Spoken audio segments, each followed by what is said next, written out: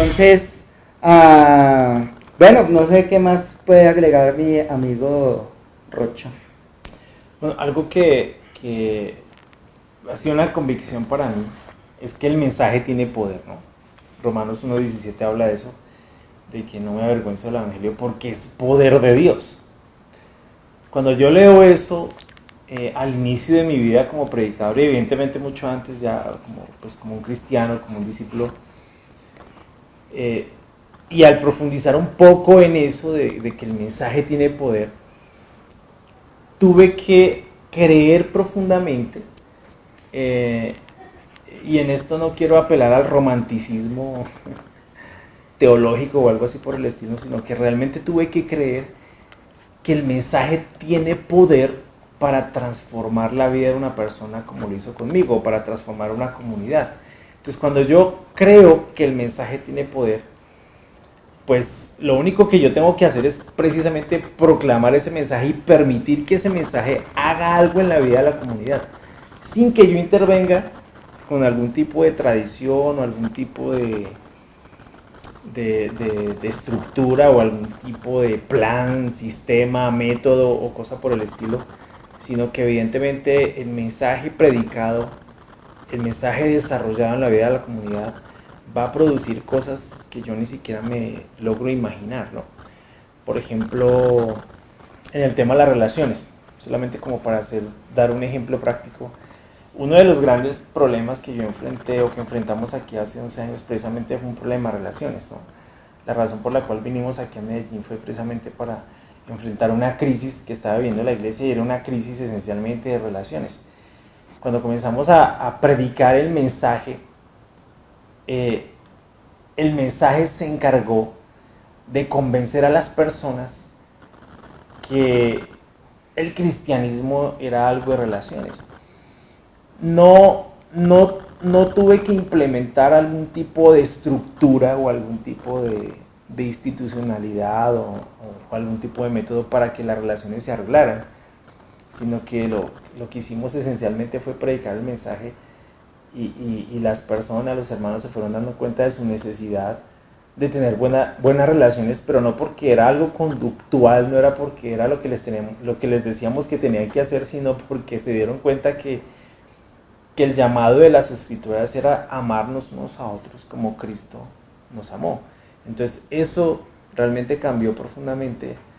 el carácter como tal de la congregación en cuanto, por ejemplo, a las relaciones, ¿no? Entonces ahí entendí, bueno, el mensaje tiene realmente poder. Yo no tengo que ayudarle al mensaje, lo único que tengo que hacer es predicar el mensaje, y ese mensaje se va a encargar de producir el fruto que debe producir, ¿no? Pues yo estaba pensando precisamente en el ejemplo de Jesucristo cuando organizó su grupo de hombres para entrenarlos y que ellos fueran los que más adelante iban a predicar el mensaje. Entonces, cuando estudio a Jesucristo como ese entrenador, me empiezo a dar cuenta de que Él los escogió a ellos y Él estaba convencido de que ellos iban a aprender muy bien todo lo que Él enseñaba. Y es lo que está diciendo en Mateo 28, o sea, vayan y enseñen a obedecer todo lo que yo les he enseñado. Entonces, Jesús empieza con esa expectativa de que ellos iban a aprender todo lo que Él enseñó. Pero también cuando no solamente leo la enseñanza de Jesús, sino que voy viendo su proceso de entrenamiento, me doy cuenta de que Él utiliza muchos recursos para que los discípulos aprendan muy bien los conceptos, de que los discípulos aprendan en su corazón lo que Él está enseñando. Y en algún momento empecé a hacer el ejercicio, bueno, ¿qué pasaría si yo hago como un viaje imaginario y me ubico dentro de ese grupo de discípulos, de los 13 discípulos? ¿Qué pasaría si logro yo como conectar un poco con la realidad de lo que ellos están viviendo? Entonces, en ese sentido, el estar en Venezuela me ayudó muchísimo porque el entorno que se vivía o que se vive en Venezuela era muy similar a lo que estaban viviendo los discípulos. Y recuerdo ahí en Mateo 4, donde dice que Jesús recorría Galilea enseñando en las sinagogas, anunciando el mensaje por todas partes, pero algo que me impactaba mucho es que dice que le llevaban personas con diversas enfermedades, con dolores graves, endemoniados, epilépticos, paralíticos, personas con lepra. Y Dios nos dio la oportunidad de conectar en Venezuela con personas en situaciones muy parecidas. Entonces,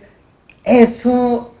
como que nos ubica un poco más en cómo Jesús entrenó a sus discípulos. O sea, fueron entrenados en un contexto donde ellos estaban tocando la gente, donde sentían el dolor de las personas, donde olían la lepra, donde olían las enfermedades, donde tenían que conectar con su incapacidad para amar personas que tal vez nunca hubieran tocado de no ser porque Jesús los guía hacia eso. Entonces, desde ahí yo me empiezo a dar cuenta, si yo no creo lo que Jesús está enseñando, si eso no se hace realidad en mi vida, va a ser muy difícil que el mensaje se desarrolle dentro de mí. Pero también pensaba, estoy hoy día en un contexto diferente y ya entendí que la clave para que el mensaje se desarrolle en nosotros va a radicar en que entendamos que no importa dónde estemos,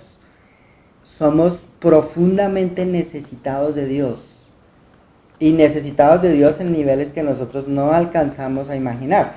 Entonces, cuando yo entiendo por lo que Jesús dice en su palabra, ahí en Mateo 5:3, bienaventurados los pobres en espíritu, porque el reino de los cielos les pertenece. Cuando yo entiendo que soy alguien muy necesitado de Dios, que soy alguien que debe vivir postrado, porque soy ciudadano del reino de los cielos, pues obviamente que eso me lleva a sentir la necesidad de que el mensaje se desarrolle dentro de mí, de que deje de ser algo intelectual y sea algo real.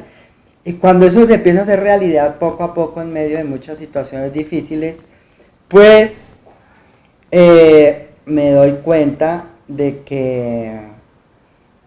nuevamente no es suficiente con saber las cosas.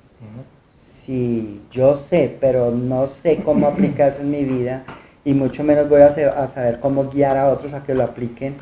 pues no estoy viviendo el cristianismo que Jesús enseñó. No sé,